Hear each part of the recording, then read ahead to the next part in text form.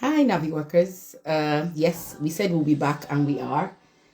So I'm just going to do a quick practice with Pastor Shay really quickly to be sure that we're all Gucci over here. Yeah, so Pastor Shay, I'm live. Make sure you are straight. Make sure I don't move it. Okay. Okay, let's see. Still me, I'm live.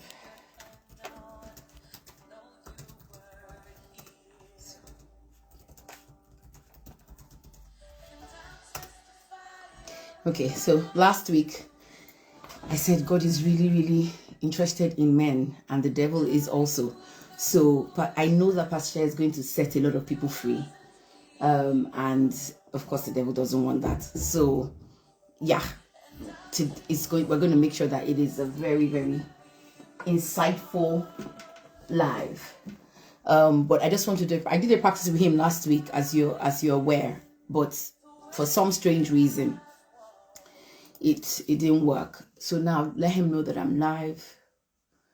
And I'm going to try to, yeah. Hey, okay, so it's here, Pastor. I'm going to try to get you to join right now.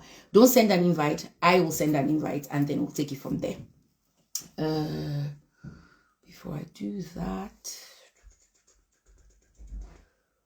so I think you can come here, and yes, we can check this drive.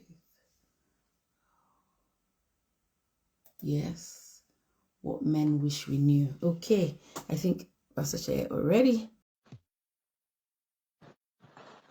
I've accepted it, but it's not showing. Aha. Pastor, Hello, man. the way I'm feeling, I feel we should just continue like this. Good evening, Pastor. I just feel like we should. I can't take this risk. As I'm seeing No, you like this, I'm no. very happy. It's only 7 minutes to the time, so Well, why can't we just start? me, I know run. Pastor, it's so good to see you. I feel like hugging you. I feel like hugging you from here, Pastor. Yeah.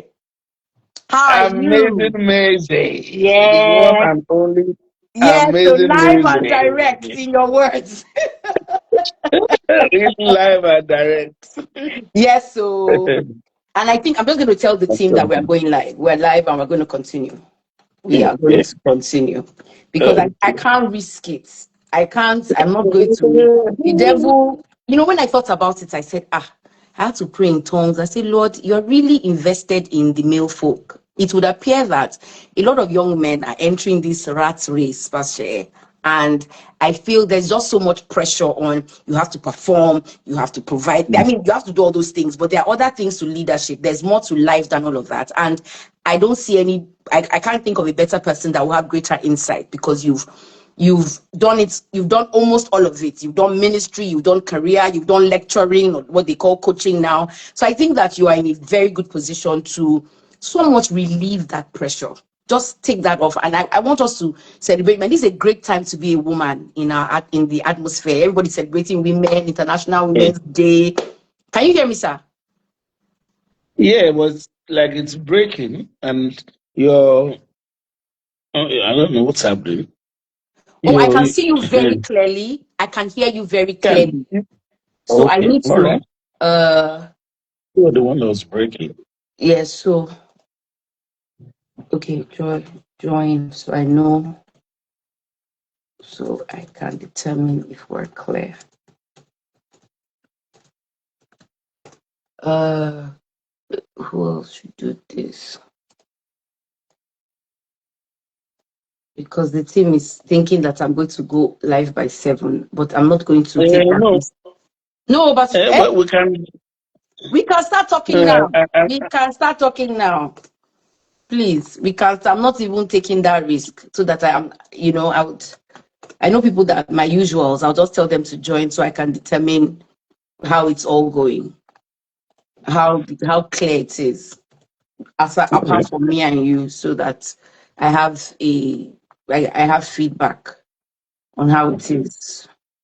Mm, Let me see who else. Please, George. I need to know if it is clear. Okay. So Pastor, so I'm going to read your profile again, and Okay. I'm going to get Don't say right. you. Eh?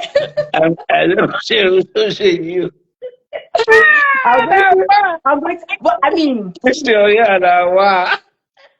yes, so you know, you're always there. You're Mr. Larry, you're my That so there's something oh how am I going to God, tell my so India that when Tara Irene. receives it, she will not say yeah, bro. You should have tried. So I'm trying my best. Oh my goodness, this is going to be fun. So I'm sure if you're just watching, if you're joining, or you catch this video at any point, you can see that I'm really enjoying the time with Pastor. He's not just my pastor; he my friend. You know, you can tell him everything, but let's not go into that yet. There's a part, my first book. There's a part of the acknowledgement I'm going to read because I acknowledged him because there's something he taught me that was my guiding principle. So I need to read his profile and then we'll get right into the questions, and then I'll read that part of the book. So Sheye Kosoko is an experienced business executive, board director and legal practitioner with a versatile and diversified professional background, covering governance, strategy, banking and finance, telecommunications, law teaching and practice, and taxation planning and advisory. He's consultant with Henley Crankshaw Solicitors, a full-service law firm where he provides senior support on governance advisory, corporate commercial, structured and project financing, mergers and acquisitions, oil and gas, regulatory litigation, general advisory, and company secretarial services. He served as company secretary of FBN Holdings PLC from 2017 to 2022, after which he had a stint with the public sector, First Bank of Nigeria Limited in 2022. Prior to this, he was the head legal Nigeria and West Africa and company secretary Standard Chartered Bank Nigeria Limited. He was managing solicitor Henley Crankshaw Solicitors, prior to which he was the pioneer chief legal officer, company secretary, Econet Wireless Nigeria Limited, now Airtel Networks, with responsibility for the legal, regulatory, and company secretarial group. He began his career as a pioneer lecturer in the Faculty of Law, Lagos State University, LASU, while practicing as counsel at Professor A.B. Kasimu's chambers. He later joined Pricewaterhouse as tax consultant, from where he joined Citibank Nigeria and rose to be general counsel, company secretary, and head of compliance and head of external affairs. He has both bachelor's and master's degrees in law from the University of Ife, now Obafemi Awolowo University, and University of Lagos, respectively. He was called to the Nigerian bar in 1985. He has attended executive courses at Wharton, Global Strategic Management, and Harvard, Mergers and Acquisitions, amongst others. He served as advisory board member of the General Counsel Summit, Association of Corporate Counsel, from 2014 to 2018. He was a member of the National Executive Council of the Nigerian Bar Association from 2020 to 2022, member International Bar Association, and member Society of Corporate Compliance and Ethics. He served as pioneer chairman, NBA Corporate Counsel Forum from 2021 to 2023. He was chairman FBN Quest Trustees Limited from 2018 to 2023 and non-executive director FBN Insurance Brokers Limited from 2017 to 2023. He was a member of the governing council of the Federal University of Technology, Akure, from 2017 to 2021. He loves reading, community activity, music, sports, and enjoys meeting people. He's married with children. He loves the word of God, and he's a Jesus boy. Pastor Jerry was an ex-bad boy, but a fully Jesus boy now. So I'm not going to leave that out. So I'm going to read what I said, how I acknowledged him in my first book, Body Up. So I said to Pastor Sheye Kosoko, "Thank you for summarizing my JD for me." And in quotes, "Your job is to make your boss looks good." I never forgot those words. They stirred in me a determination to make my workplace the best place to work. Pastor, that's straight from my heart. I don't know if you remember that conversation, but I had come to you to say, the human beings are complaining. The staff are complaining that I'm not listening to them. The management is complaining that I'm listening to staff too much. Then you said to me, you are in a good place. That means that's where you are supposed to be. And I said, I keep trying to explain staff what management is doing, and then you said that's your job. Your job is to make your boss look good. And there's no boss that I have worked with that has not said that does not know this, that Ameze in front. You know how it is. You go to management, they tell you are not doing it. You go to staff and you say, we want to do this, but we're going to pace the things that we want to do because we have to be more strategic than adventure. I'll just couch it somewhere, but it will look like the boss said, we are going to do this, but in good time. So, Bashe, thank you so much. Words on marble. Words on marble. You can ask anybody. Words on marble. I never forgot those words. And so we're celebrating fathers in the workplace, fathers in general, men especially, even those that are not yet fathers, because with manhood comes pressure. You hear things like, take it like a man. How can you be crying? Are you not a man? Wipe those tears. But we are aware, and I grew up with brothers. I had a father. My father has gone to be with the Lord. He had a stroke for 23 years, but was still very responsible. Still felt the pressure to be the man that is without a stroke, even with a stroke. So I know these pressures exist. So people often say men should man up. What does that phrase mean to you, and what pressure comes with it? Thank you first for the privilege of being with you tonight, and also to apologize for all the mix-up last week. And once again, thank you. It's a privilege to be here with you. When they say man up, for me, I don't exactly believe in that. I believe that you have to be real, but I understand the context. The man up is that you need to show courage in the face of trouble and you don't fall apart. So that is correct. But when they say, oh, just don't cry and everything, I cry. But like I say, you okay. If the matter reach, you wouldn't even know when you cry. And I can give you an example just to know that some of the things that happen in life, I've known failure, I've known success. And I was part of the consortium that bid for NITEL. And then from 23 consortia, I finished, we now down to 2. I was the one in the bid room and everything. And then our bid was higher and everything, and our bid was rejected because they said the bid bond was not in place, even though we had a higher bid. And the work of 2.5 years, a lot of investments and debt and everything, it just came apart. And it was in Nikon Noga. I was at the convention center behind Nikon. It used to be Nikon Noga then. And in the morning at 10 a.m. in the morning, no, 11 a.m. because we started to be that. I was weeping and crying like a baby. And I was looking outside of myself, say, man, what's wrong with you? How can you be crying in the morning? But man, I couldn't stop the tears because it was just looking at every 2.5 years, or a lot of effort, a lot of work, doing all your own money. Because those days there's no venture capital, so we just put it together. And then all of a sudden, that was it.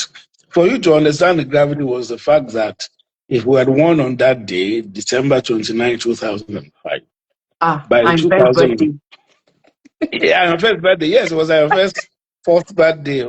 Yeah. And then, if we had won on by 2008, 3 years after, my stake in the consortium will have been worth $36 million. That kind of gives you the scale. And what was that? And I was weeping like a baby in the morning, fully dressed, and because I was hoping to do international press conference when we had won. And everybody in the lobby of Nikon Noga, they were just, what's wrong with this man? This nice looking man in the morning. I was weeping, the whole of my suit, jacket, so everything was wet.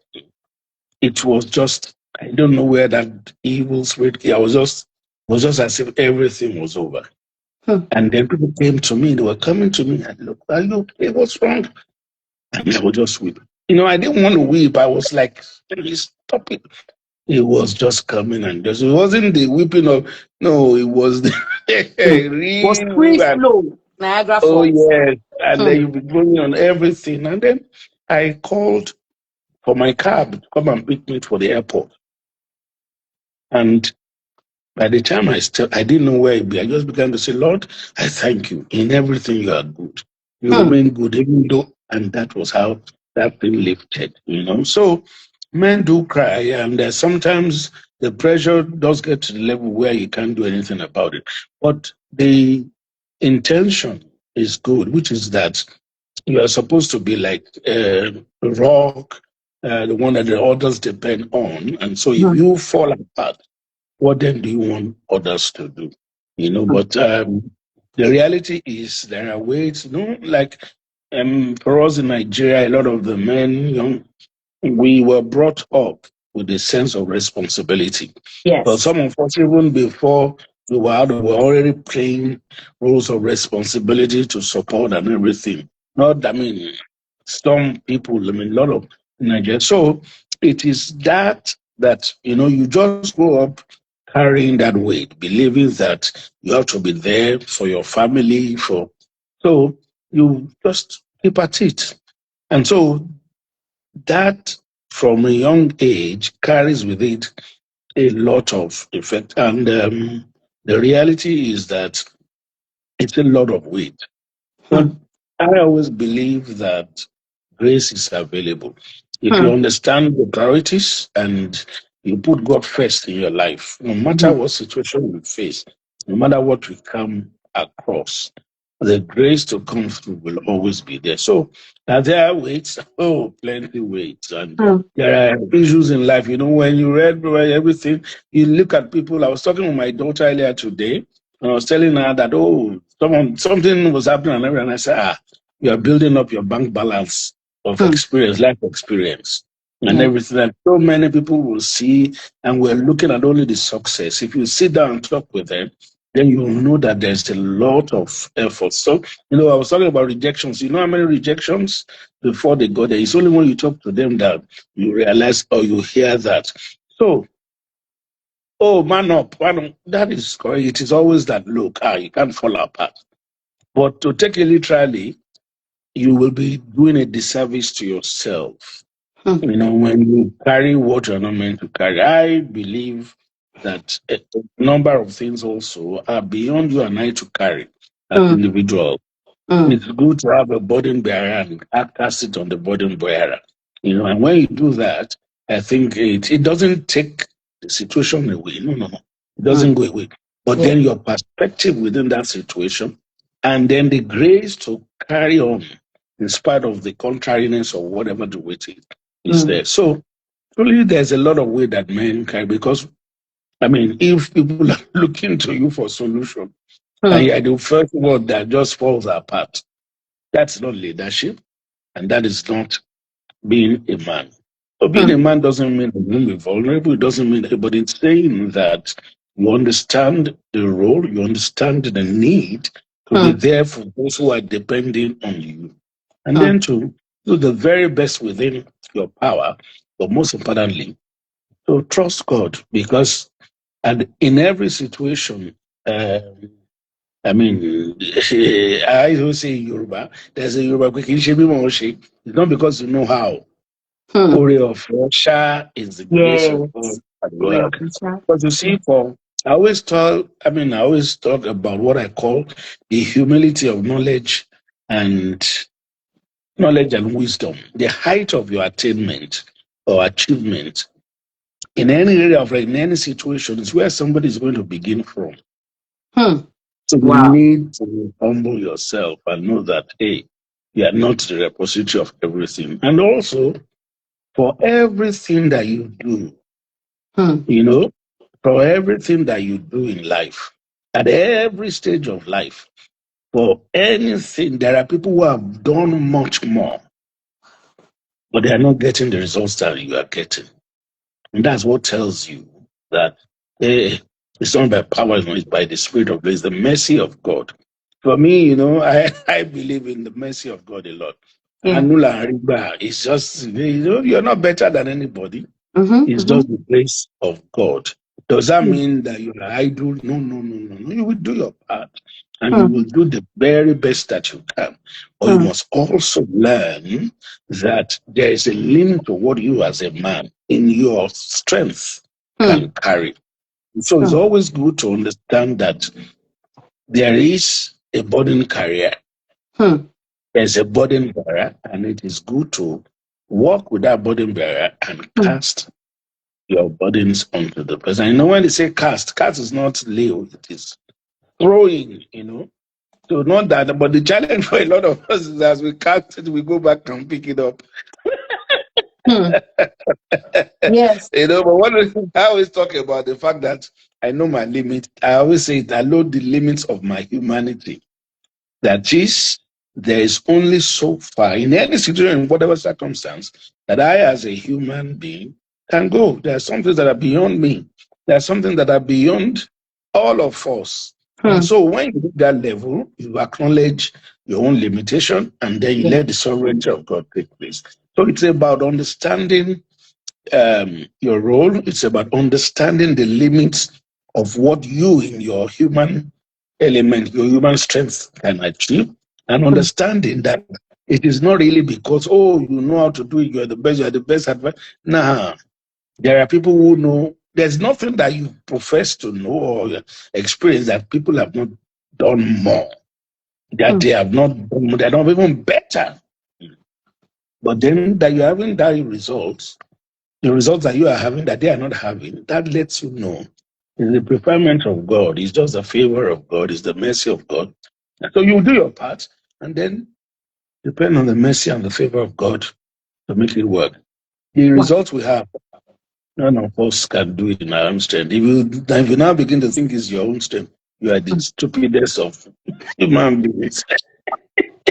I'm sorry. You have to be, because if you think that you are the one, amen, you are just so stupid and foolish. It is the grace of God at work. You will do your part, but then God is the one that makes the difference. That makes you imagine. Okay, so you are 6 people competing for a position, and every one of you is competent. Makes the person chosen. Something causes that person to be preferred. It's not because the others are better, it's not, but whatever it is. So when you always do your part, then you leave room for that part where the favor and the grace of God comes in. So in terms of taking that, is the grace of God, the favor of God, and then having the ability to weather the challenges of life. That is grace. It takes the grace of God. It takes the grace of God. So you are going to my second question. But before I go into that, there's something you used to say a lot. You used to say, but for the grace of God, there goes I. That is it. Your words never leave me. I used to have the meeting, the church service before the church service. I went to your office. You will give it to me before you come out.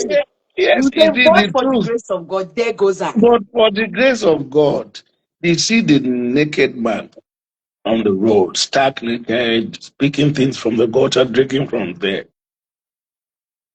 He just lost his mind. What does it take for a man to lose his mind? Something just snaps. And then that's it. So when we pray for soundness of mind, it's not, you need to see people who are suffering from Alzheimer's, people who have dementia, bipolar. You realize how thin the line of soundness of mind is. So whenever you look at things, you must always realize that if not for the mercy of God, the grace of God, it could have been you. So the person you see walking, it could have been you, it could have been me. And I also, the way I look at it was how I help myself. So he says the fool had said in his heart that there is no God. I love the Yoruba Bible. Ashiwere. Yes. It didn't say it. You just thinking about the stuff. So when I face situations where I'm afraid, I'm doubtful, or I'm anxious, or I'm a bit concerned and everything, I remind myself, we are going on the path of Ashiwiri. Yes. Because what I'm saying, that's just greater than God. So I'm saying that there is no God. That is effectively what I'm saying with my attitude of heart. So when I pictured the naked man walking naked, drinking from the sewage and everything, I remind myself, say, don't go that path. So I need to bring myself back. So that's what I always encourage people. You need to have something that will help you to come back in line wherever you are going. So the reason why you say the fool in English, he gives you It's quite an polished. impression of a clown, somebody joking about. Somebody But has when tried you to hear sing. the Yoruba Ashiwere, word, which is we nínú Ashiwere, ọkàn ẹ it pé starts Ọlọ́run kò raving tí. lunatic. Ashiwere is a stark raving lunatic. So when you equate a fool or a foolish decision or foolish thinking to that, it gives a different perspective. And so, but at the end of the day, the man that is mad who lost his, apart from maybe those who do drugs, and some people something just snap. And that is why we'll see the grace of God. When you hear some stories of some of those people, or people who come would say they have mental health issues, they commit suicide, they are nowhere near what you've gone through. That's when you begin to appreciate the mercy of God in your situation, because things less than what some people have snapped in such situations. And that's why you begin to truly appreciate that. But for the grace of God, it could have been. And so those are the things that I like to put guardrails around my life, That's what I'm whenever I coming want to whenever I want to go across or go off board, and read the guardrails helps to bring you back. But the truth is that, but for the grace of God, anything could be any of us. And let me talk about, there was a time, at a point in time when I used to think that, when people are having financial issues and things like that, maybe they are not managing themselves well and everything like that. And then I had to go through a season in my life where everything was a bit tight, and I didn't realize that. No, it wasn't that. Because I did things and everything, but clients don't pay. Just so many things that you realize that the fact that people are wasn't always because they were not wise. They were lazy, or they were not wise, or they didn't man. No, sometimes those things are good. But in my own case, I was glad. When I used to read the Bible, and it says when I read that song that says I was glad when I was afflicted, I used to skip it. But when I went through that, I used to skip, because I was like, man, I'm not a masochist. Why should I be glad? Affliction is not sweet. I will skip it with you. There's a Yoruba proverb. It says, "Kì í ṣomi ọbẹ̀." Poverty and pain and lack is not stew or soup that you could say, give me more. So, but the thing was, I learned so much in that season. And because I also knew that the Lord was taking me through that, because the Lord wanted to make me learn some things. And so I took and said today, I was glad that I went through that, because otherwise I wouldn't have had empathy. I wouldn't have had an understanding of what people are going through when they are going through. And it does happen. It does happen, not necessarily because people will make mistakes. And just sometimes these are part of the issues of faith, seasons of life. Yeah. And I always say those seasons, they give you experiences which you found in your life experiences account. They're very good. If you have a lot of money in your account, you feel good. The same way, your life experiences, when you bank it always comes handy in future. So when I'm going through stuff and everything, I don't see it just only from the point of view. I see it as, what do I learn from this? How do I learn from it? What do I take from this? Because that would be the tragedy. If I will go through an issue and everything, and then I miss the lessons from it. Like I always tell people, anything could make you fall into the mud. It could be enemy action, somebody pushed you, you are careless, you slipped in the mud. But whether you begin to play in the mud, that is now your choice. And so that is where the lessons I will learn from. Oh, you could say, oh, it could be that, oh, betrayal or whatever, or anything could happen that will cause you to. But when you find yourself, you have to take stock and say, look, I'm here now. Do I want to be there? And if you realize that's not your element, you must want to get out of there. Yes. Not to now start praying and be wallowing in self-pity. Oh, they did this to me, they did this to me. So, are you the first one they will do it to? We're not justifying what they did, but we're saying, hey, does that define your life? There's got to be more to you than just that. And so we must keep going. We must keep going. When we hear some stories of some other people and everything. Now, I was talking with a friend or a colleague of mine, and everyone was saying 2024, June and July I didn't know, we're talking and everything, and then somebody was going through a CA issue, and then they said, that was what my wife went through before she passed. And so I sent him a message, I didn't know that your wife passed and everything. He said, who's my word? Let me tell you what he said. This is what his wife was going through. The cancer series treatment and everything, but was getting towards the end and everything. And so he had his daughter's engagement in England on the 28th of June. And on the 30th of June, his wife passed. Meanwhile, the white wedding in America was scheduled for the first week of July. So they had to fly to America. He said, you can't imagine it. I was dancing with my daughter, and my wife and her mom was in the morgue. And then after they finished that, he had to fly back to London for the burial that July. When I had that thing, man, you don't know what people are going through and what they've gone through, So when it's like, it's just unimaginable. I'm just imagining all the pain and everything. But the man is standing today. So whatever you think you are going through, you need to realize that, man, when he told me, I just couldn't imagine it. That period of the 30 days of July 2024. 2 days after they had the engagement, the woman passed.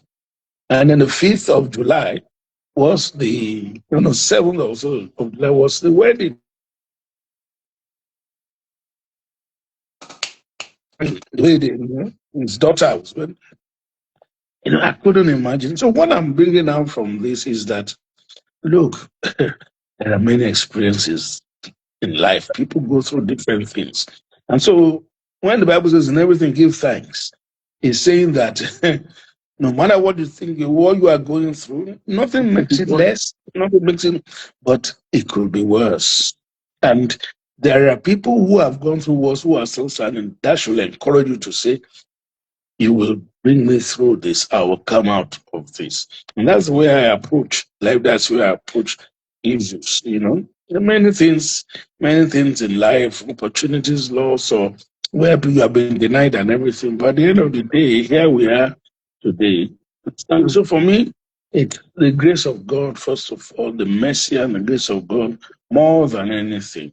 Mercy, the grace, and the favor of God. That is the differentiating factor. And we must never lose sight of it. We must never think too highly of ourselves or our achievements. Whatever you think you have achieved, people have achieved more. Where are they today? Whatever you have achieved, people are going to do more when you are gone. So, hey, just respect yourself. Don't think of yourself too highly. That's how I say, man.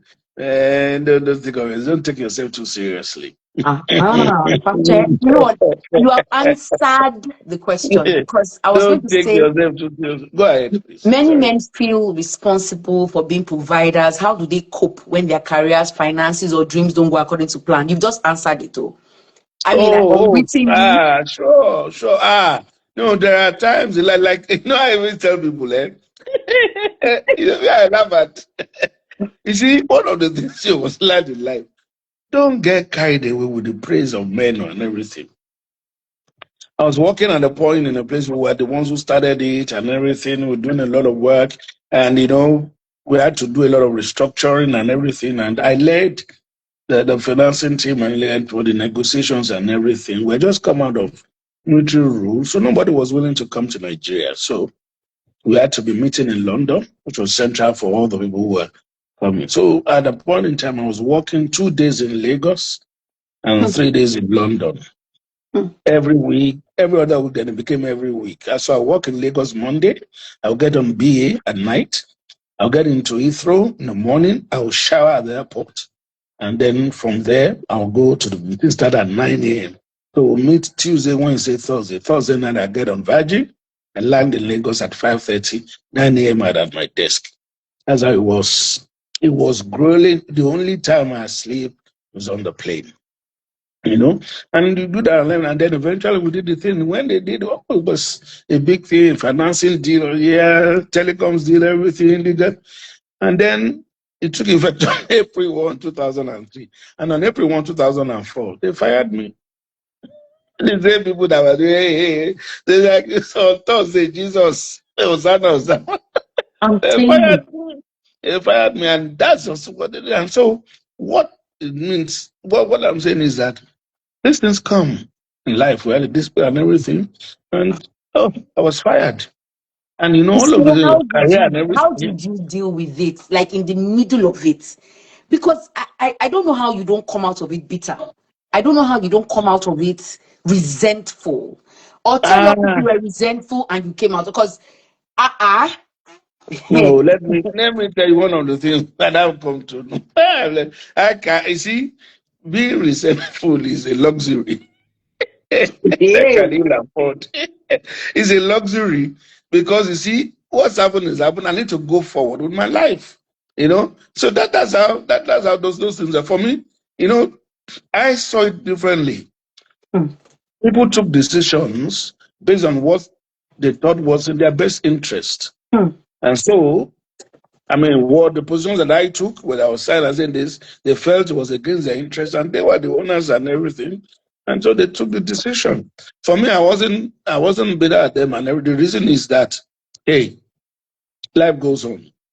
Of course, I didn't deserve what, because I put in some of my life was in that place. I was I was virtually living. My children then, they used to, when they asked my children what I do in school, they would just say, oh, my daddy is a lawyer, but he's not around, he's always traveling. But every time I said, what I used to do was 6 a.m. Nigerian time, wherever I am, I will call and speak with them as they're preparing for school and everything. So these things happen, and the thing that I tell people that this is where God helps you in your own strength. You can't do it because you're going to be bitter. But that bitterness puts you in a cage. It holds you down, and you have to go forward. You have to go forward. It can be, it's not fun when those things are happening. It's very, very, very, particularly when you do not deserve what is happening to you and everything. But then, are you going to fold up your hands and say, oh, this is the end of it? No. You have to go on. You have to go on. But more important is that those things don't define your job. They are not the things that define you. It says, I am what I am by the grace of God. That's that person before any other thing. So all those other things cannot define me. It is who I am in Christ, who I believe I am in Christ. That's what matters. And so when things come which are contrary to that, I need to remind myself of who I am and know that this doesn't define me. And so because it doesn't define me, it can't hold me down. I have to go forward.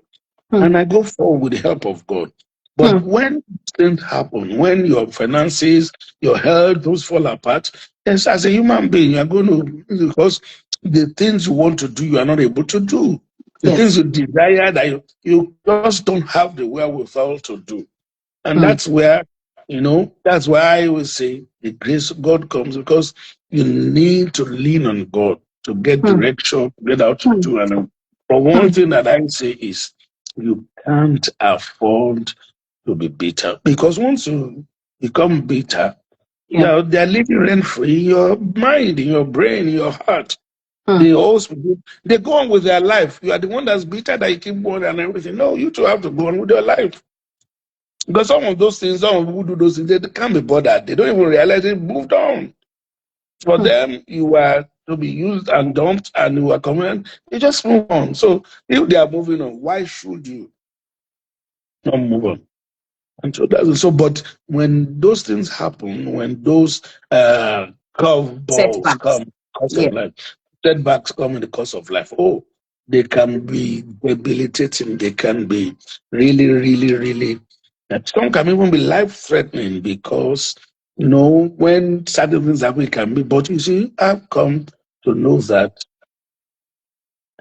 Let me start from Psalm 139, verse 15 and 16. Before says that before any part of you was formed in your mother's womb, the Lord spoke to your substance and wrote every day of your life in his book before any of it was lived. Psalm 139, verses 15 and 16, the New Living Translation. Before any of your days, while you were being formed in your mother's womb, God wrote in his book concerning your life, every day of your life, long before any of it was lived. And so when issues come in the course of that life, for as long as I have breath, there's something that God has written. That is the real issue, the marking scheme for my life. Any other thing in the part, whether good or they are just working towards that, they're blip. So those things can't define me. It is that keeps me going.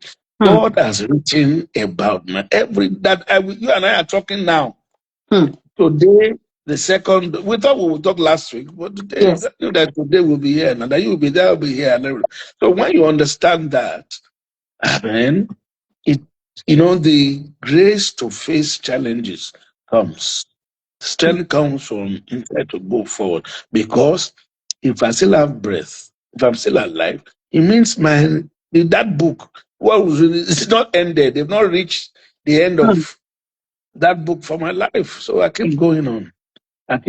So, there are challenges in life, and for men, these things can depend on. I don't. We have different strengths and different levels that we can take to things. So I don't make small of anybody who feels bitter or who reacts. No, that's how they are and what they can. You don't, because we all have different reactions to different situations. So you can't make small of whatever somebody goes through. Somebody else is going through it. Because you don't make small of, because the thing is, a lot of us, majority of us, we generally judge or view things from our own areas of strength. Exactly. So what is your own area of strength? You look down, but hey, you'll be amazed that other people have other things and everything. And so if you are stronger in an area, you don't make small of what anybody else who is having a challenge in that area. Pastor Terry used to call it the arrogance of strength. That is what I'm it your is. student. Yes, ma'am. Thank you very much. It is the arrogance of strength. Yes. You think that because you are so strong, there's nothing I can handle the situation. Or that, no. It takes the grace of God. So the arrogance of strength is two ways. First, from the time that, you feel so strong, can do anything, there's nothing you can't deal with. Then you see that, there's more to it than that. The other is the common, which is what I just talked about, where you look at others who, in that area of your strength, are less, and you believe you are superior. No. So at the end of it takes the grace of God, I tell you, because something small that's not even up to anything can derail totally the course of a man's life. So that those things don't happen to us. Hey, it's the grace of God. I remember when my last daughter was graduating and everything. So when we got, I was thanking the three of them. Thank you guys and everything, and they were like, no, Daddy, we should be thanking you for all the sacrifices. I said, you don't know anything. There are people who made the same sacrifices like your mother and I did, looking for effects, doing everything, and and they didn't graduate. Perspective. Yeah, they didn't graduate. It was while we were there for my last daughter's graduation. One of our colleagues who's just told me that we need to be thankful that they told me 3 of our friends whose children were not graduating. It was so painful because I know all what we all went through, especially in the 2016 when scarcity of FX and everything content whether they should come back. All of those things, to have gone through all of that, and then the child doesn't graduate. Now, are we better? No. The same sacrifice, the same thing they went through too, but somehow it didn't. The children didn't graduate. So if yours works, thank God. It's not because I tell people, it's not because you know how. No. You will do your part, you will do the right thing. But then at the end of the day, it is God that makes it work and the mercy of God. And so don't glory in anything other than the help of God. It's not because you are better at everything at anything. Nah. Whatever you know, somebody knows more. Pastor, that's a very humbling thought. You said that. In fact, at the beginning, you said, whatever you have achieved or you think you've achieved is somebody's starting point. I think if we think like that, it's a very humbling. That's why I call it the humility of wisdom and knowledge. Knowledge and wisdom. It must humble you. And always use the E equals MC squared theory. I mean, the theorem of relativity by Einstein. That is the base of all the space, all this. But Einstein worked it out manually over many years. But today now, if you have your iPhone or any phone in your hand, a primary 2 student, primary 3 student can call it up and see the formula and everything. What took somebody manual? If when you look at it and now you can imagine the level of achievement was to have got that manually. But that same thing is what people have used to go to space. If the man were to come and look at the iterations of his formula, he can't recognize it now. But at the time, it was the greatest scientific discovery. Yeah, there's just so many things that if you are growing it. So when you look at that, okay, now I'm the one running the show, I'm the one enjoying the attention and everything. Savor it and everything, but then it will last. Have we done that have not been done before? When you look at some of I love history. When you read history and everything, some of the things and the developments and the kind of in ancient times. That's why some people keep saying that maybe it was aliens. Yeah, we can't get them today. We can't get them. We can't do it today. And those generations, those civilizations, they're gone. That's why the Bible says, if you think that all your life is just about life on earth, you have all men most miserable. Yes. When you have that attitude, then you will realize that there's nothing to grasp. Nothing to fight. I mean, there's a place to take your stand and everything, but nothing must come to the place where it's either or all. Your life is more than that. Yes. So that's all I see. So challenges will come. It is not if, it is when. Because those are the realities of life. It must show up. You can't run from it. There's nobody now, unless people are not being honest. They'll just paper over it and everything. But those who are close will know what's in. So this, because that's the way life is. The way life is that in this life you'll have tribulations, but be of good cheer. So that's just the way life is, because we live in a broken world. So the broken world must show its character and nature. It must be true to its type, its character and nature. So those things will happen. They will happen. But how do we take it? How do we react to it? What do we do? That is where our own. It's like I always tell, I always say, the devil is just doing his work. You HR people, there's nobody in creation that is meeting his JD as a devil to steal, to kill, and to destroy.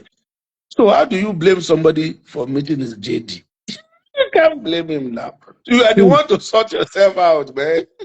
The devil has a JD and it's keeping to it. Oh, yes, he's keeping to it. He's the number one person that has kept his JD. I'm talking about us in creation, apart from the Lord Jesus. But we're saying that, we're saying, oh, this. People who don't know they are doing this, that is just the nature. He has to be true to his nature. He can't help itself. Pastor, An this one that you've unregenerate done, heart.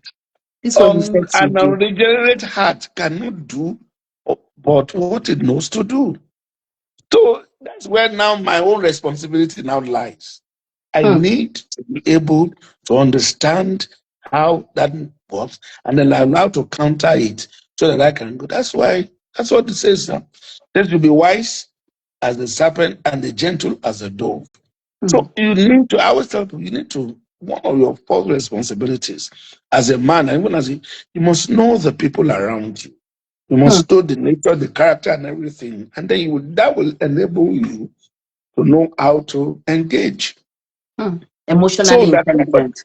Yeah, that's what they are calling emotional. They know, but that's what it is, and everything. You need to know and everything. And the example I always give is between A and Z. I always say that there are 24 alphabets. Between A and Z, there are 24 alphabets. So the majority of people think in terms of either A or Z.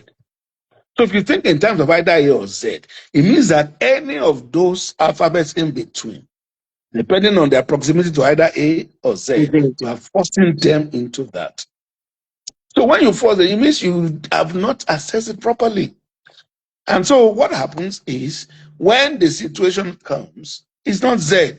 When you force into Z, whatever you arrive at is going to be suboptimal. It's going to be suboptimal. So you owe a duty to learn and study. It's not about good or bad. It's just knowing that this is the reality of who this person is. This is the nature of this person. That's just what it is. It's not about good or bad. It's not about right or wrong. It's just about knowing, and so that you will then know how you engage. You know how to put your guardrails. You know how to put your draw your boundaries, and that leads you to the next thing. You must have boundaries. That's one of the greatest, how do I put it, service you can do to yourself. Boundaries. To define boundaries. Oh yes, define boundaries in every kind of relationship. And be unapologetic about your boundaries because they are for your safety. I know, Pastor, I know you're like that, but you know, many people are not like that. They feel like if I don't, I need to please this person. You need to let us know the impact of a lack of boundary. Let me tell you, when I first joined NIB City Bank and everything, and I was always helpful, everybody and everything. So I have to stay back to do my own and everything. But when it came to appraisal, my first appraisal, I did poorly. I was doing the work and everybody, I wasn't doing it on time because I was helping other people to write and do this, do that, and and I was like, Mommy, what is this about now? So you draw. So what happens? And that's why I decided, as I said, for anybody, right? Whatever assignment you want me to do, when it gets to my table, you must enter my list of priorities. That's what it is. You can't rush me, you can't hurry me to do anything. It may be the utmost for you, but when it comes to my, it has to be within my priorities. Now, my priorities, of course, if my CEO is bringing something, that becomes priority. You have to be arranged. No, there's always shifting priorities. You must also know how to understand shifting priorities. So I may set out to say, this is what I'm going to do. If something comes up that's more serious, I must take priority. But I must also know the things that are the time wasting, the things that can wait, and everything. So the fact that somebody's rushing and saying it doesn't bother me at all. I always tell me, whatever to bring it comes within the priorities of my desk. If you can do it yourself, go do it. But if you want me to do it, it has to come with my priorities. I always tell people, when we work together, we don't need to like each other to work together. Everybody just play their roles, we'll get there.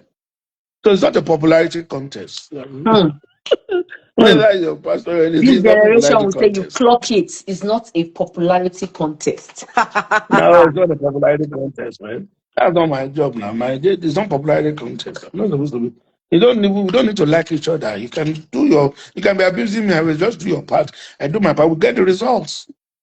But if we can work together and that's ideal, lovely. Yeah. But I'm not going to let the desire for that hold me down so that I now can say no to you. I must try to please you. Why should I try to please you? You to try to please me. Pastor Sheye, you have led me to my next question. You just said to us that there was a time in your life. Oh, my Yeah. friend, that her father was the VC of FUTA just joined. I was hoping that you would hear to know that, yes, Ile Mobade, her father was the VC of FUTA. She just, Which Professor prof? Ile Mobade, Which one of the VCs? Professor I Ile can't hear you. Mobade, Professor Ile Mobade. Ole Mobade, yes, he was there before. It was one that was there before I came on the visit on the council. But Yes, great man. He did a yes, lot of work, made our own work. Professor Fuakwe took over from him. So I was there when Professor Fuakwe, I was on the yes. Pastor, can you hear me? footer. The people Okay. don't know much about it. They don't know much about it. They've done a lot of work. Very, Yeah, very well run university. But it's yeah. the foundations that Professor Mubade laid down that. Yes, his daughter just joined and she's loving all the things Shout that out to you. Shout out to you. shout Shout out out to to you. Tolulado, Yomobade, and Lola, and all of them are just joining. So, Pasha, you said when you were talking earlier, you said there was a time you were working on a transaction and you would fly to Heathrow, land in Heathrow, have your bath in Heathrow, be there Tuesday, Wednesday, Thursday, fly back to Nigeria. Yes, yes. How do men balance competing demands of work, fatherhood, marriage, and still make time for themselves? Because I mean, you told us some things. You know, you would call and talk to your children. That's making time for your children. You will call and talk to your wife. That's making time for your wife. You will do the work. How do you do all these things? I cannot imagine boarding a plane to Heathrow. So you are living on the plane. That year you No, were that's living what on I the did. plane. That's how I lived now. That's how I lived for those 2 years. And it was just what it was. It just had to be done. But you see, when you say I had time for my children, I won't say because Fair was the last one. She didn't really know me. Because what happened was, but she would not, sometimes would not stick to the issue. One of the shares that I won, and they would just put on her, then that's out. But she didn't really know. It was after I left and everything that I then made it that I was the one taking them to school every day and everything. And that's how, but you see, the thing is, I can always say, you see, life is in different phases. And so, in different phases, priorities must come and so must shift it. But you see, in doing this, it means that you will then have to order your priorities. You must leave room for every aspect of your life, but there will be an aspect that will be on the ascendancy at different stages of life. So at that time, it was just what it had to be because I had been headhunted by Accenture to come into the company and everything. I was general counsel for Citibank and everything for us, and they brought me in and everything. And I just thought that this thing can't work. We have to. And they said, "Oh, this has never been done before. It was something that never been done before." But I said, "No, we have to do it. We have to." So we had to do the restructuring, and so when you are the one who needs money, is wherever the lender is, that's where you will go. And so, since they weren't going to come to Nigeria, and so that's how it was, So at that point in time, it was what was. So it was the number one thing.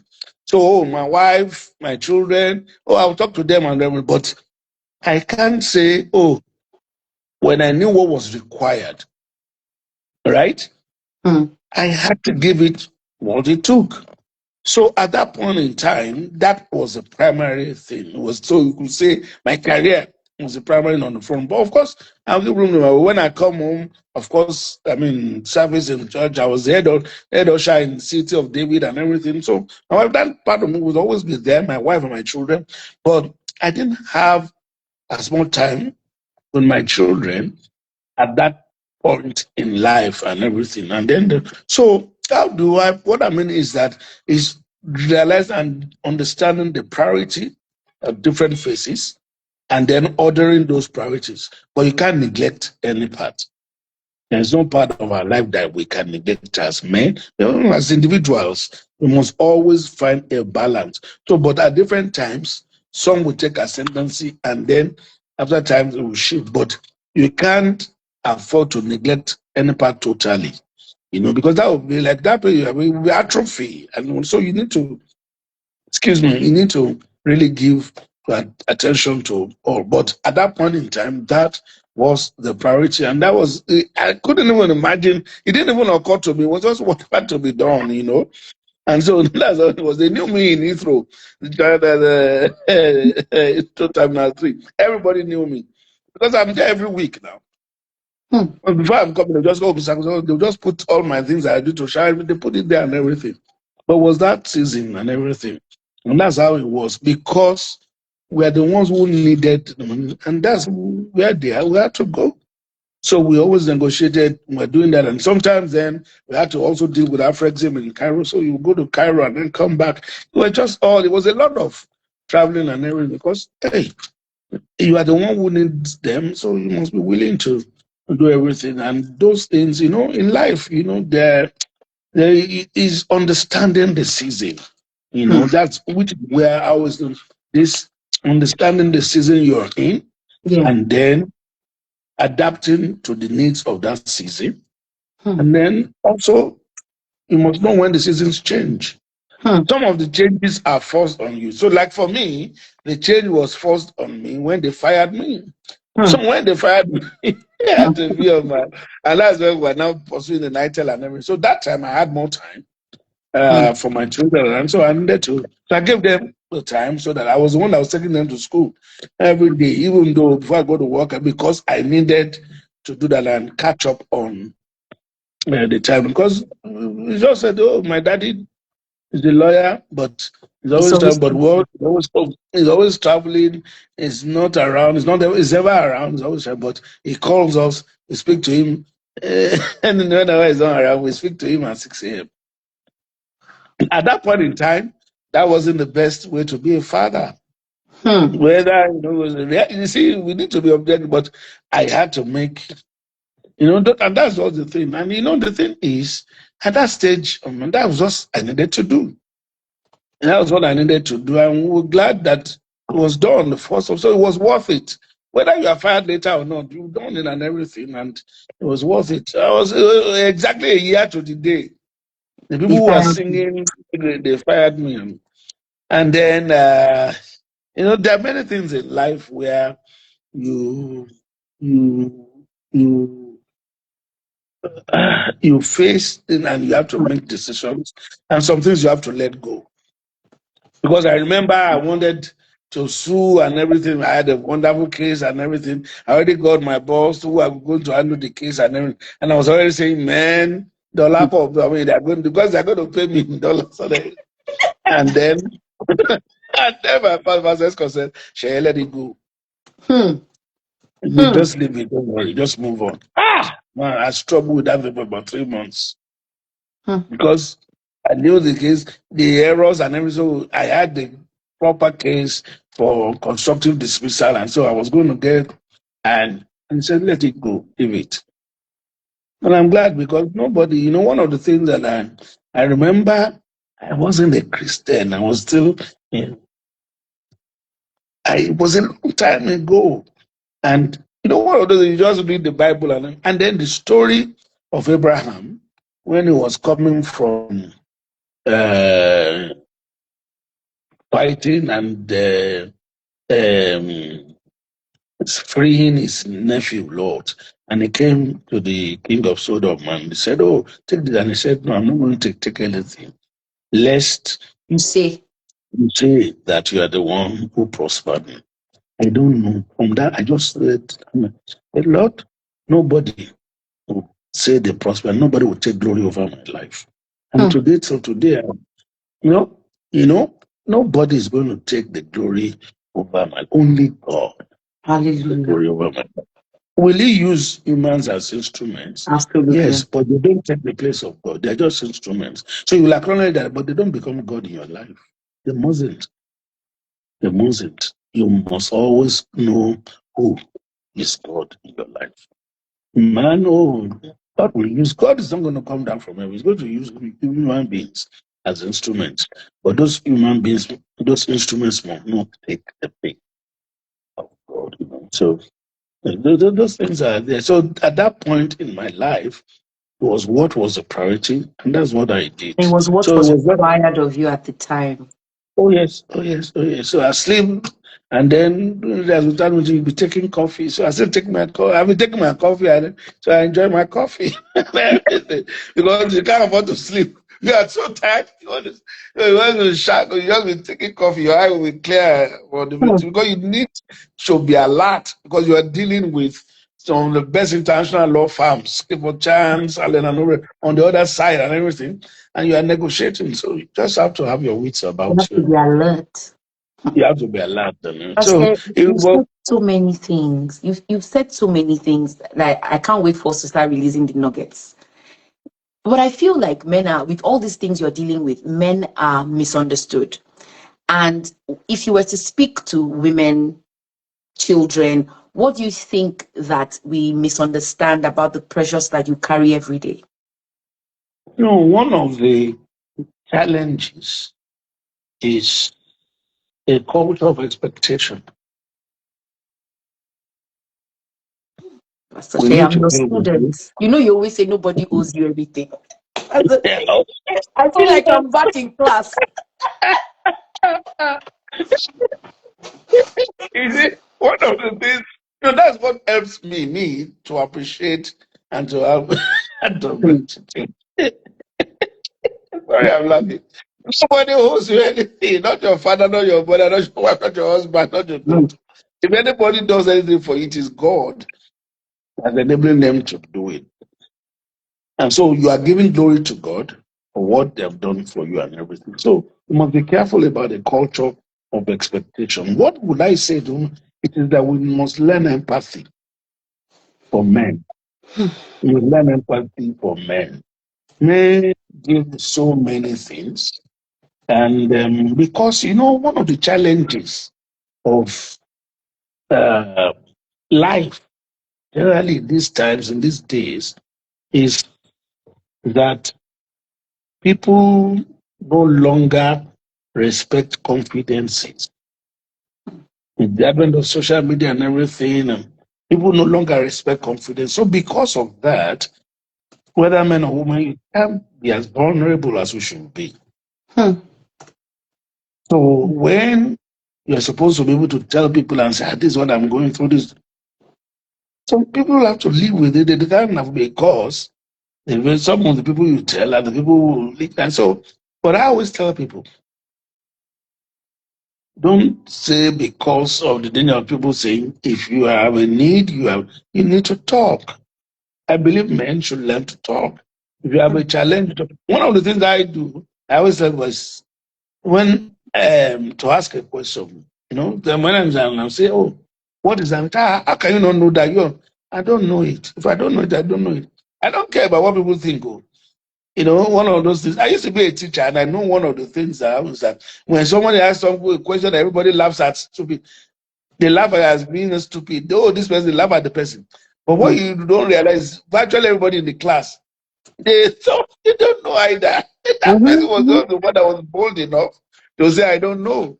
So Yeah. for me, one of the things that help people is you must be willing to say, I don't know. You must be willing to ask for help. Hmm. You must be willing to say, I don't. And what I tell me, why I don't feel anything about when I don't know, I don't feel any less or shy. Because you see, when I don't know and I ask, and you tell me, I've gained knowledge, I've increased the knowledge. That's You are right. still where you're at. And for me, there's nobody that says something that I don't know. There are many that I know that they don't know too. So Hmm. hey, nobody can shakara me. That's right. That's right. So I'm not shy. I don't feel the fact I don't know something and ask doesn't make me any less who I am. No, it doesn't make me. So that's why you must. And I would say, if you don't know, ask. The most they will do It also is just means laugh that at you. it also means that you're incredibly secure. And the truth is, yes, because the truth is that you did say we should have empathy for men. The reason why you're saying that is that men are not as secure as we think they are. A lot of men are not as secure. They cannot say, what do you want to do to me? There's nothing you can do. I don't know. You cannot come and kill me. A lot of men are not like that because there's the perception that they should know. There's the perception that they should be. How will you not know? And we're not very kind to people that are vulnerable. That's the Yes, truth. we are not. And you said That's that why. out. That's why when I said that when people don't respect confidences, That's true. then we can't afford to be vulnerable as we should. So everybody puts a cocoon, a hedge round about them, a face, because you don't want to be seen. But I've come to know in life that, man, I am what I am. There's nothing anybody can. I can't come and kill myself. Let me put it that way. But not in the sense of not exciting. No, I will know if what I will say is if we say something, it won't be for lack of effort. It will be that we have done all the best that we can and then it didn't work out. So we're not condoning laziness, lethargy, or slothfulness. But we also know and acknowledge that at the end of the day, it takes more than our own effort for things to work out. So we must be prepared to seize opportunities. And, so it's not that we're just waiting for something to drop. No. We must do our part. We must equip ourselves. We must keep learning. We can't stop learning. We must keep learning. And we must look beyond just our own careers or immediate area of, So I'm a lawyer, but you have to know more than law in history and read about everything. Just keep your knowledge and everything because you never know. I'll tell you a story. I was lecturing in LASU. I was a taxation lawyer, and so I knew the legal aspects of taxation. But at that point in Nigeria, the majority of, taxation practice was by accountants, and it was only about, it was mainly compliance and everything. So there was an opening in Pricewaterhouse, or looking for tax consultant, and I applied as a lawyer. I'm sure they must have laughed. So I applied. And then I went to do the aptitude test and I passed. And then they invited me for the interview. Now, at that point in time, Pricewaterhouse and Arthur Andersen were the highest paying firms. So, for the position, there were people who were already even tax managers in other smaller firms, even in time, who were now because the pay was better.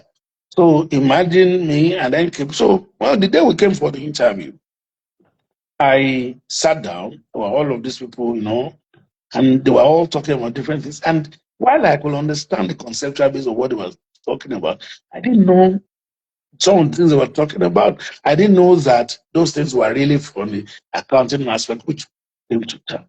Now, I was there. And so I think the tax partner just wanted to get me out of the way so that I can face serious people. I was the first person that was called in 9 a.m. So I went in, and the way you make somebody to relax and sit down, so just took my CV. The young man sit down. I was going through and everything, and then got to say, interest, music. Well, I said, so what kind of music do you like? So I said, I'm an eclectic. I like all kinds of music and everything, jazz and everything, just any kind of music. They said, what do you know, young man? Is it the jazz funk that you young men are talking about today? That's not jazz. I said, yes, I love that, but I also know I love traditional jazz. So what do you know?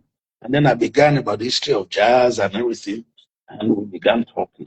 For the next 45 minutes, we were talking about jazz. All the stage, all the various evolution of jazz, different people. The man was so excited, and I was so excited too. And it was just like a young man that knows about all of this and everything. And the next thing, just young man was supposed to be talking about tax. We were talking about jazz. We can do this work and everything. Then said, okay. I said, I can do and everything. Then said, look, okay, let me ask you, what are the tax implications of the budget? That was 1990, and I talked about that and everything. And said, do you think I can do this work? I said, I can't, sir. And I left. That is how I was the first lawyer in a tax practice. And like every other place, you have to do ICANN before you can work in tax. I was one of those. But when I got the shower, I knew that Kaki was only because it was the first time in my life. It was the first time in my life that I saw all these working papers. When they Hmm. said I should resume, I just sat down and I saw this pile of brown things that were in one corner. And Hmm. they said, okay, that I should begin to. And I'm like, what are these? They said they're audit working papers. I said, I'm not an auditor. They said it's from audit working papers. Then we make tax computations. Ah. But I had people who helped me and everything. But what I'm bringing out is from when I was young, my dad used to play jazz. I just love jazz. I just love Hmm. music and everything. But that was what was it. And today now, as a Christian, I can see that what God did was allow the man not to ask me technical questions on tax because I would have failed because I'm not Yeah. an accountant. Yeah. Because we'll have had the basis to compare me with the others. So when you look at it, and then I got my job in NIB Citibank because they were looking for a tax person and a lawyer. So instead of hiring two people, they hired me. Hmm. And then this it couldn't when I was going, it wasn't that's what I was telling you, it wasn't but I was the best in-house counsel in the banking. I wasn't there were other people. My friends were in Zenith, DT, they were all very good and everything. But the people wanted a lawyer who has been with an international bank, and at that time the only international bank was NIB Citibank. So that was the one they came to headhunt. But when they first came, I drove them away because I didn't know them. I'm like, I'm sitting back there, counsel, man, who are this? But eventually after 6 months, I go. But what I'm bringing out is you never know what can turn in your favor. So don't limit yourself to one area. Your interest, just keep owning it. Just keep for yourself. You never know when. Because sometimes you're having a conversation with somebody and you just say something and say, oh, that. And it may have nothing to do with the area of expertise and everything. But that's what will influence a person to favor you. The rest Hmm. you will still, because your part will still be needed. That's why you must keep your profession. But what I'm saying is, we can't afford to be narrow in life. We Hmm. must be open. We must be willing to learn more about that. Everything, not for anything, but just to expand our knowledge base beyond whatever narrow confines of our professional area. It's just important because you never know what can make a difference and everything. And so that is what also it gives us breath. It gives us breath, and we must learn to develop that. That's why I tell people you can't stop learning. Just keep learning. They are only now with AI so much that and everything that it's just sometimes just wonder. But for me, I just whatever is within your control, you must keep learning, and you never know when it may come in use. Ah. But the most important thing, we can't stop. We just keep going. Like Yoruba say, Ojo Kul, Ojo Simi. The Yes. final piece only comes when you. So for as long as there's breath, man, there will be challenges. Are just life to live. But then Life to sometimes live. you go through challenges and you think nothing worse can happen. And then you go through another thing and you say, I thought Uh-uh. nothing worse could happen. When they fired me from, I thought, what can be worse? And then I had the experience of the my the Nitel one. After I was on that after that, I've been, transaction, but for another party. oh Udodo yeah, Sage was doing consulting, and where I was in Icon too. no, I was no. The other part was Orascom. You guys were the lawyers Orascom, for yes, Orascom. yes, yes. So when you look like everybody that my friend now. So these things, you just have to learn how to separate people from issues. Hmm. I always tell people, relationships are very, very important. Hmm. Work always on your relationship. Even when people have treated you badly, and don't let it be because the same person can be the source of blessing for you in future. So really, don't accept. I don't let it. But what I just do is knowing I then know how to engage. I know how far to go. I know where to draw the lines and everything. Because like I tell people, anybody can throw banana at you. Presuming that you are a A monkey. monkey. I don't start fighting. How can you throw banana at me? Do you think I'm a monkey? No, no, no. The key is whether you grab it. If you grab it, you have shown that you're a monkey, irrespective of your protestations. So anybody can throw banana at me. I'm the one that must know not to grab it as a monkey. That's now my own responsibility. Of course, they should not throw banana at me because I'm not a monkey. But if they've thrown it, I'm the one to ensure that I don't catch it like a banana. I like a monkey and then make myself a monkey. So you can try me. I'm the one that must know where to draw the line, where to fail. And that's where the knowledge of the people and everything. I like somebody says chop the banana with groundnut. That's the real monkey. Yeah? Then throw banana the young cat. I come go look for groundnut for whatever you call yourself anything, whatever you say, you can say you're a lion or anything. You have shown the trait of a monkey. So they were right to throw you banana. It's something you always say. Like I don't even. We've not gone through the question, so and I'm not even going to go through. I'm happy the way how this live went.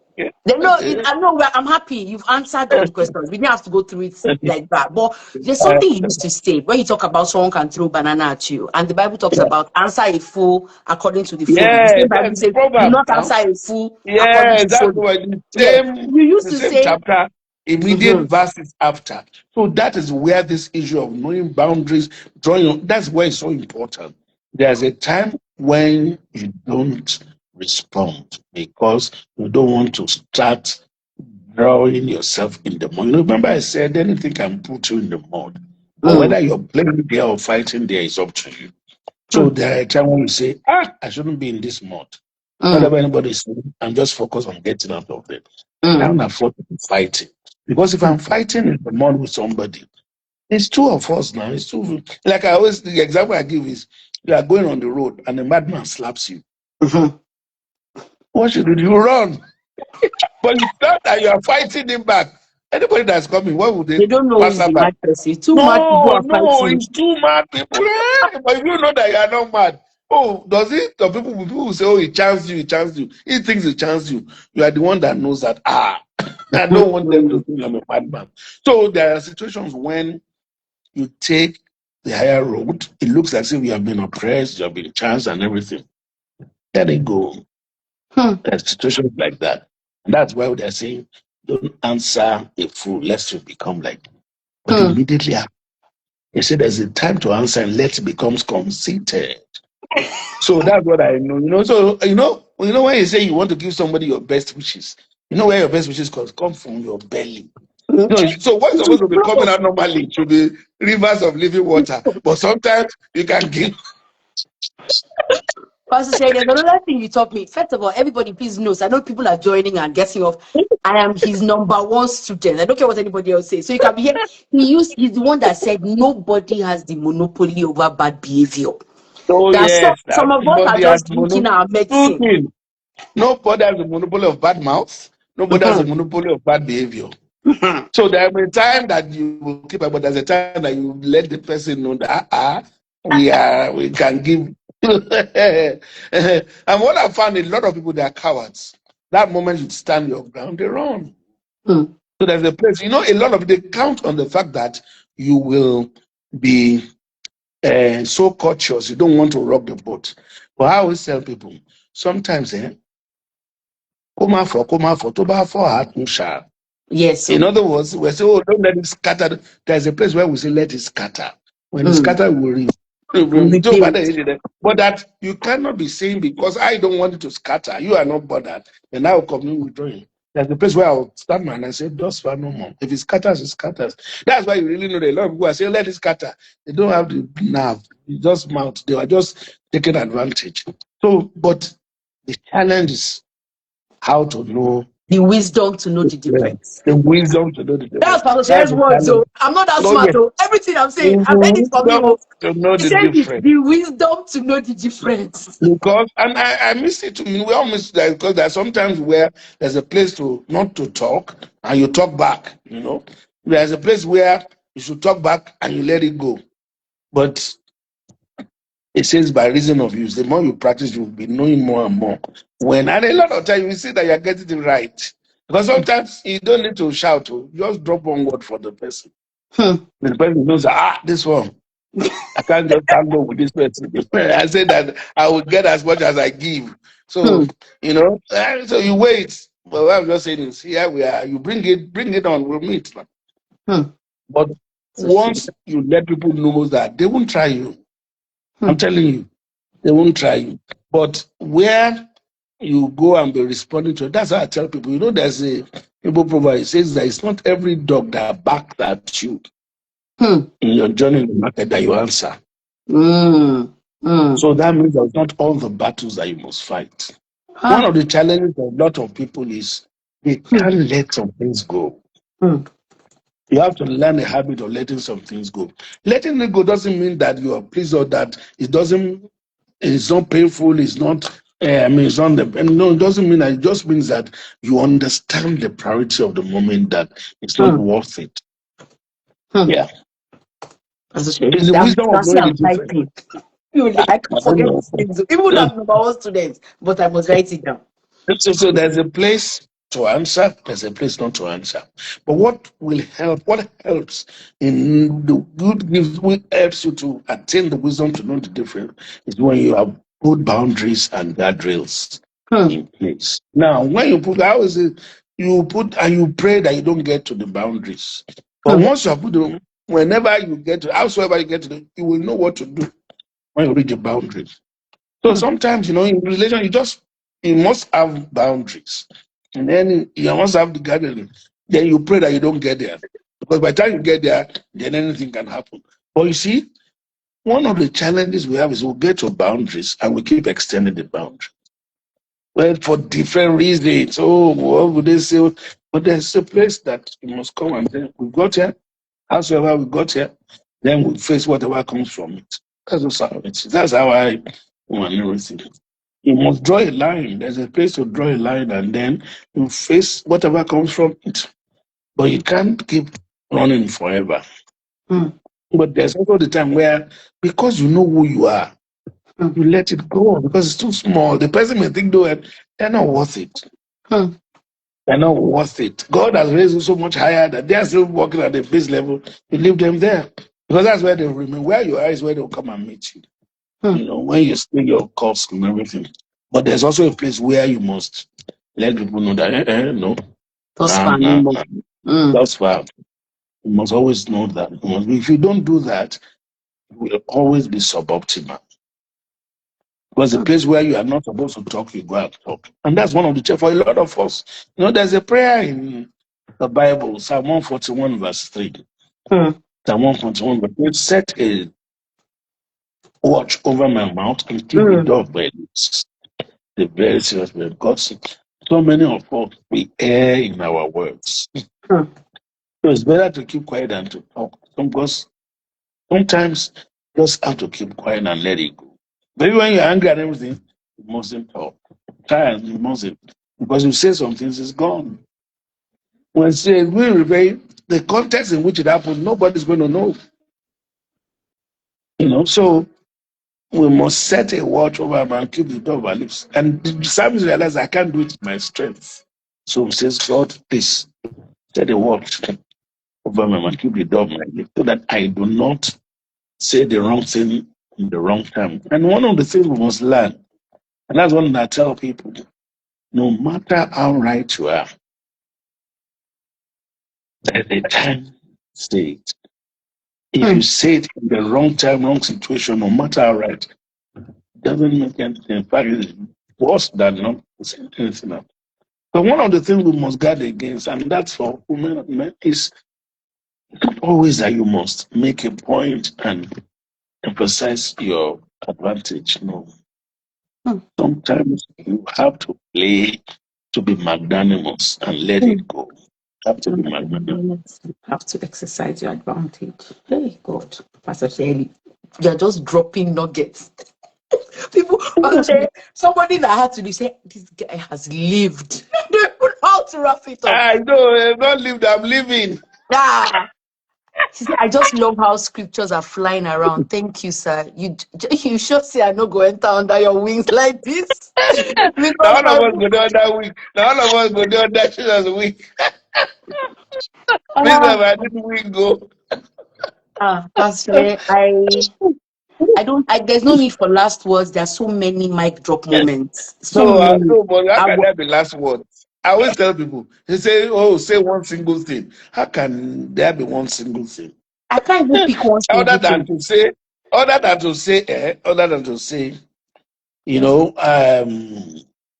let God be at the center of your life. When they ask people, oh, get me one, what if you had to say one thing? I always laugh. How can I be one thing? There are many things. So if you want to know what's the most important thing, I laugh. How can we want to be most? There are many important things, man. That's scary. So much. So just to give you context, I started this live before time because I did not want to risk what happened last week. Pastor Sherry, we have gone over 1 hour 30 minutes. Do you believe it? Whoa. And Pastor Sherry is a very busy man. I don't take it for granted. And we can keep going. I did not ask up to 5 of my questions. And Pastor, if you like, I can send you the list. But I promise you touched on every single thing.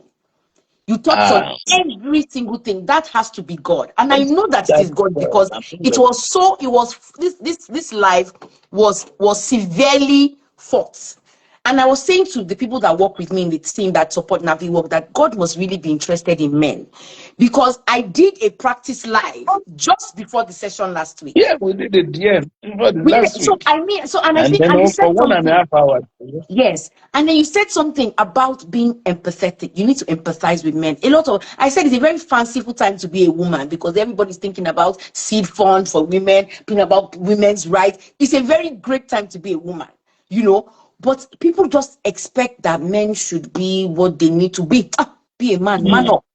And so I said to them, we need to really pray towards this next session because maybe we didn't really push it because obviously that's why men are killing themselves, men are entering depression, men are having stroke. I'm not saying women are not having all those things, and I'm a woman, so please, when people see this is not a time for women's rights activists to say they come again. No, I support women, I'm fully with women, but I believe God laid it in our hearts to celebrate men and peek into the heart of a man, to know what men are dealing with, not excusing bad behavior, but to just be empathetic. Just try to understand that for maybe they are being like this for some reason. The context does not change the impact of the way they behave on you, but it just helps you understand. One of the things is the fact is that, one of the things that puts a lot, why I said we need empathy is that, sometimes a man cannot reveal his extent of situations because you don't want people around you to fall apart. So that's good to be open, but there are also things so depending on who is in this, there are some people who can manage the information and know that listen, but there are those who fall apart. Now, a lot of men, when you have women you can't say because you don't want them to fall apart because you believe that you are walking into and God will walk with, but you don't want to know where it's falling apart. So sometimes when men don't say all things, and it's not because they are trying to be secretive or anything. It's really that they're trying to protect the people. But the issue is that how do you know which situation is the time to say and when not to say? Those are part of the challenges that I say that the experiences of life you back. So when you are going through experiences, you are making deposits into your bank account of the experience, your experience of life bank account, yes. So the full just the same way that your bank account is full of cash, you are the same way the experience of life builds you up. And so really it's not that people are being secret, it's also that you don't want, how do you want to go and children who are looking to let them say this is what the thing, while you know that it's not as if there are not options and everything. Some people will just think, oh, this is the end of it. And they may be, how do I put, the enemy may push them to take actions based on that. So you have to balance. So that's why men carry a lot, and that's why I tell men, man, you need to have Christ. You need to have help. You can't carry it yourself. Man was not meant to carry those things. Whether man or woman, what I mean, when I say man now, is human beings. There's only so much human beings can carry. There's a burden bearer, and that's the Lord Jesus Christ. So you just have to learn to. And that's one of the things I tell people. My name is Sheye, it is Kosoko. It's not Jesus, it is not I. What Jesus? I am that I am. Jesus is I. He said, I will build my church. And Jesus scared the job. I'm just a steward. Now, when steward begins to think he's the owner of the job, it doesn't say he don't get cover because he doesn't know his JD. So I know my JD clearly. I'm just a steward. So when matter reach the matter, you hand it over to he who is the owner. Yes, the owner. But you go and carry it, you just die before your time. There are deaths that are not physical. You're already dead, alive. You may have everything, but you're already dead. So I don't need that. And that's where I'm going. Man, live every day fully. You have only one life. Yeah, because if somebody just sent me a message that he has lived, Pastor say I'm still living. Enjoy my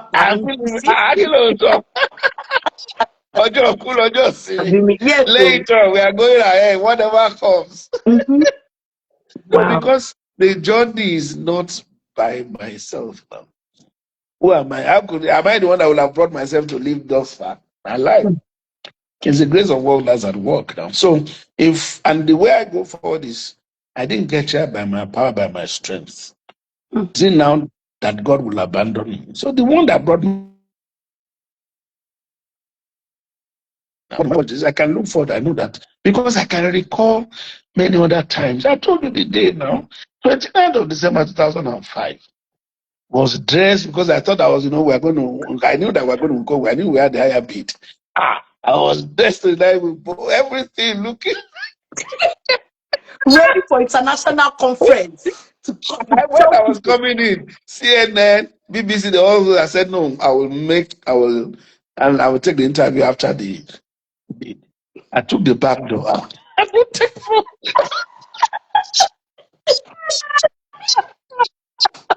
You have to let them able to laugh at yourself. Today I can laugh. That day I was weeping like it. It wasn't weeping of the Stanley way people weep. No, not okay. Then the day die in Monuga, where everybody was. But I'm here today now. Yes, so he didn't overcome, he didn't overwhelm. And I said, because the Lord says, when you go through the water, see, when you not drown, and when you go through the fire, it will not burn on you, won't even smell. So I know that. I tell people, I always say, you go and read Isaiah 43, verse 1 to 5a, the first part of 5. Wherever you see thee, thou, put your name. That's when you will know how much you mean to God. So I know how much I mean to God now. He's not going to abandon me. His word says the words that I speak, they are spirit and they are life. So I don't know tomorrow, but I am with the one who holds tomorrow. Yes. I need to fear. Fear not, I will strengthen you, I will uphold you. Why will I be worrying myself? When challenges come, it is the nature of life. That's our nature. It is a broken world. It's broken. So how do you want to have a smooth path in a broken world? You face challenges because it's broken. There will be things and everything.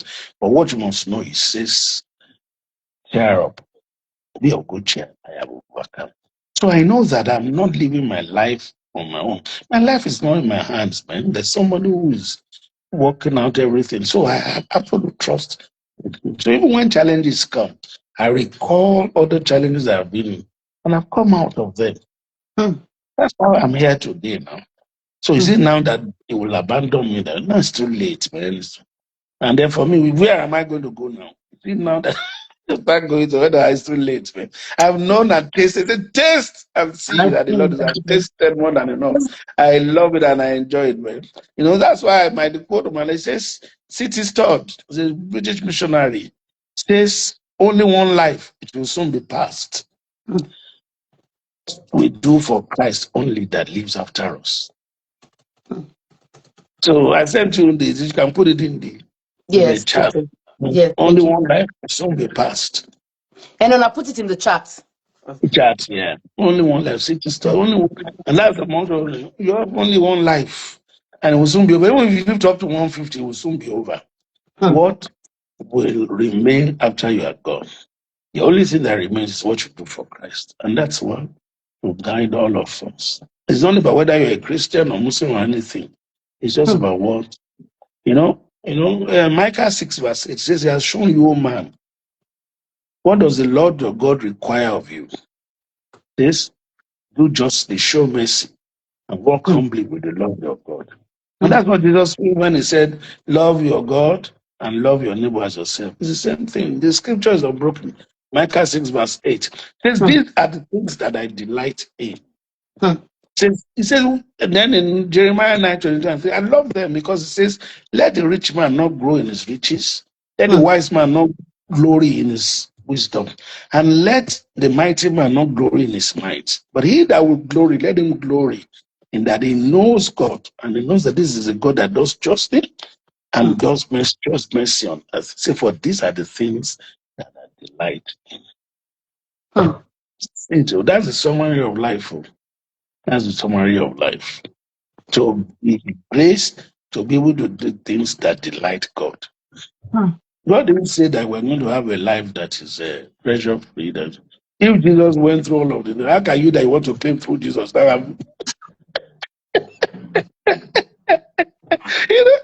always like to fool ourselves. We always like to fool ourselves.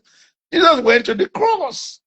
And I always tell people, the cross is the center of everything. Whatever you do with the cross, what determines the course of your life. You can't have a crossless Christianity. The cross is the place of, you see, it was the place of victory. So whatever it is that you go through, you know that there is an assured outcome. See, the thoughts that I think towards you are not of evil, but of good, to give you a hope, to bring you to an assured end. That's the journey. That's the journey. And so we're on that journey. And so for that journey, you just need to know that there is a power that's higher than you, who owns your life, who is the one that determines, and then just trust him to lead you and to guide you. Does it mean that somebody said they need extra book, extra sheet? Paper! You always want to write for exam. Paper! They said they need extra sheet. This is a loaded life. Devil is a liar. He knew what this was about. No, God is the one. At the end of the day, for all of us, I tell people, whatever your disposition and everything there, you have to see that this life, the level of detail and organization, all of creation, is such that there must be somebody that made it. So who is the best to run your life than the maker? And that's what I tell people and everything. For me, I mean, at the end of the day, it's still the grace of God that you are saved, because many are going through life, they have no need, they have no idea why their need for salvation. So what helps me is my faith and the grace of God, But for different people, there are different things, But the thing is that as men, we believe we have a responsibility, and we owe a duty to be there for those around us. And in doing that, we believe that whatever we need to do, we will do to ensure that. But I am saying beyond that is that we must also acknowledge our need for the help of God. Once that is there, God will take us through. Pastor Jerry, I want to round up, but I can't now, because you focused on the man's need for the help of God. And I know that because you're a man of faith, you are a shepherd of some people, maybe you have very close access, your line is a direct line. I feel, all of us get direct line. I feel like men don't, well, the ones that, so you don't always hear God audibly, Yeah. or even though that's what all of us want. I don't know. I want you to sort of encourage men to have a trusted circle. You talked about confidences being betrayed, but you have friends that have not betrayed your confidence. No, that's what And I was saying. Confidence to see why we are men not as are not vulnerable as vulnerable. we Yeah. should. But you see, let me tell you that there is none of my friends from when I was in secondary school. Last year, we just celebrated the 40th year of our call to the bar. My classmates and everybody, everywhere, from everywhere, we still keep, we have a chat group, we're always there. We're always, you see, the thing is, you will have people around you. There's nobody that's an island now. Your Yes. friends, family, and everything, So those are the people who must be able to reach out when there are challenges and everything. And that's why God put them around us. There's the story of the man that was saying, God will save me. Water was at the lower level. He went to the upstairs, went from there, went to the roof. They sent helicopter, they sent everything. Say And then God. eventually then when I said, God, you are about because how many people? When you are down, I sent someone. When you are I sent no, I even sent boat to pick you. Then I sent helicopter. And that's why I pray always. May we never lack help in our time of need.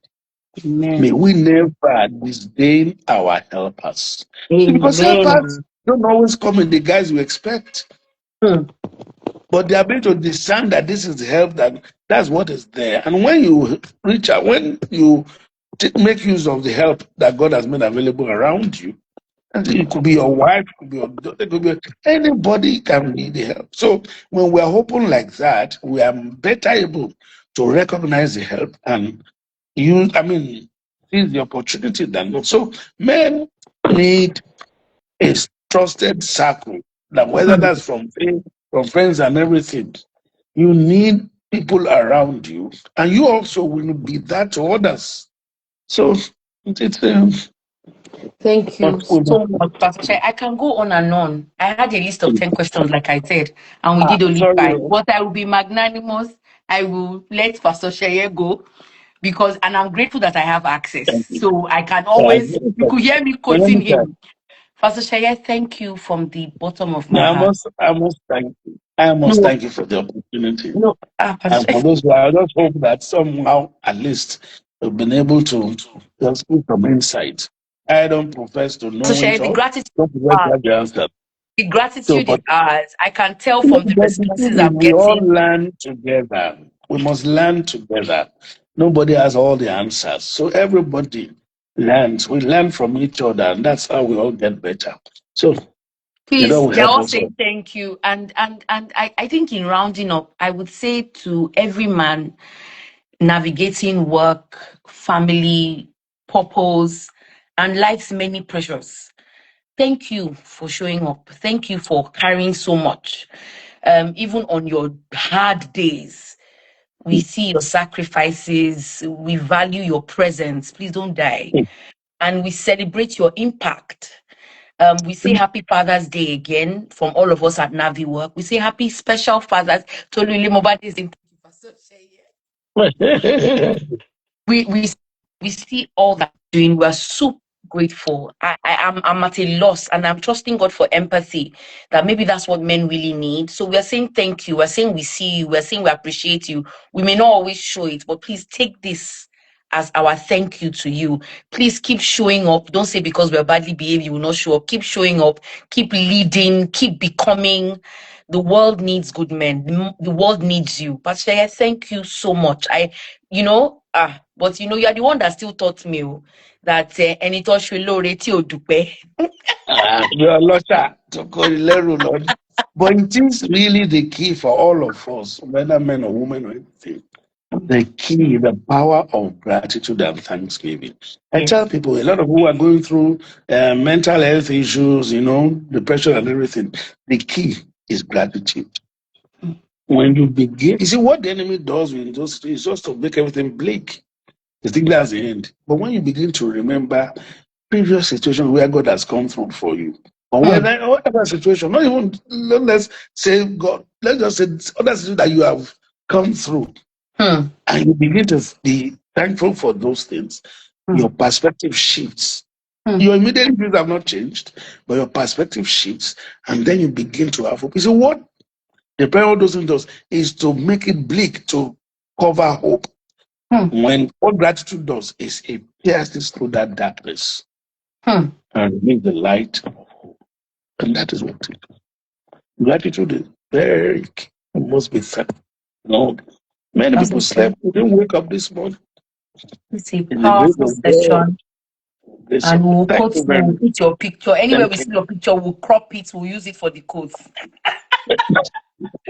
Pastor Shai, thank you so much. And everybody's grateful. I'm getting messages on WhatsApp. I'm getting missed call on WhatsApp. They want to end my life by cutting the calls. Pastor Shai, thank you. Thank you. Everybody has been immensely blessed. We see why the devil fought this. So, Elona, you have a lot of work to do. We need to cut the different things, take out what he said and really post it, and we'll make sure the background music is jazz. So that thank you so much. Thank you very much. I'm going to call this line. I'm going to call you immediately. No, Allah. God bless you. So thank much. you all. Thank you so Bye, much. man. Thank you so much. Bye-bye. Bye, everybody. Bye, everybody.